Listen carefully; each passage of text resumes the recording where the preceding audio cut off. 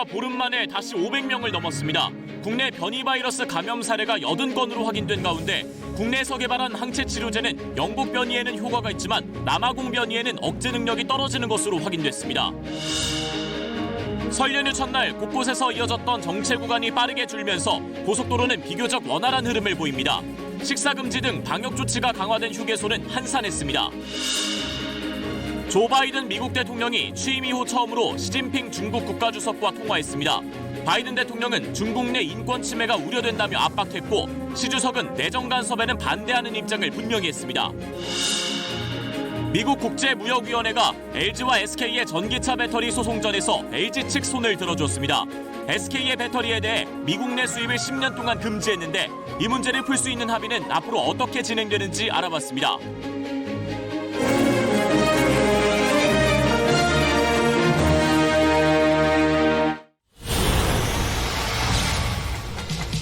서울시장 보궐선거를 앞두고 SBS가 실시한 여론조사에서 박영선 전 장관과 안철수 대표가 각각 여야 후보로 적합도가 가장 높았습니다. 두 사람의 가상 대결에선 오차 범위 내에서 접전 양상입니다. 코로나 신규 확진자 수가 보름 만에 500명대로 늘었습니다. 감염 재생산 지수가 1을 넘은 것으로 나타나 재확산이 우려됩니다. 경북 구미에서 3살로 추정되는 여자아이가 집에서 오래전 숨진 채로 발견됐습니다. 경찰이 학대 여부를 수사하고 있습니다. LG와 SK의 배터리 영업비밀 침해 분쟁에서 미국 국제무역위원회가 LG의 손을 들어줬습니다. 미국 내 수입 금지 명령을 받은 SK이노베이션은 사업 타격에 불가피해졌습니다.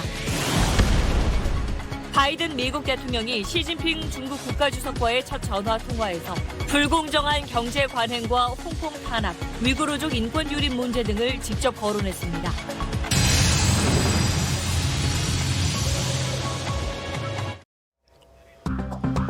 수도권을 중심으로 집단 감염이 속출하면서 국내 코로나19 새 환자가 보름 만에 다시 500명대로 늘었습니다. 부천 영생교 승리재단 관련 누적 환자는 100명을 넘었습니다. 세계보건기구 WHO가 아스트라제네카 백신의 고령층 접종을 권고했습니다. 질병관리청은 예방접종위원회를 열어 최종 접종 계획을 논의하고 있는데 결과는 오는 16일 발표될 예정입니다. 경북 구미에서 3살짜리 여자아이가 숨진 채 발견됐습니다. 사체는 심하게 부패한 상태로 여러 달 방치된 것으로 추정되는데 6개월 전 다른 곳으로 이사간 20대 엄마를 긴급 체포한 경찰은 구속영장을 신청할 예정입니다. LG와 SK의 배터리 분쟁과 관련해 미국 국제무역위원회가 LG 측의 손을 들어주고 SK 일부 배터리의 수입을 10년간 금지했습니다. 양측은 합의를 위한 대화에 나설 것으로 보입니다. 바이든 미국 대통령이 취임 21일 만에 시진핑 중국 국가주석과 처음 전화통화했습니다. 무역 분쟁과 인권, 타이완 문제 등을 거론하며 중국을 강하게 압박해 미중 갈등 상황이 쉽게 풀리지 않을 것으로 보입니다. 여성 비하 발언으로 국내부에서 퇴진 요구를 받아온 모리요시로 도쿄올림픽 조직위원장이 내일 사퇴할 것으로 알려졌습니다. 개막 6개월을 앞두고 도쿄올림픽의 위기가 가중되고 있습니다.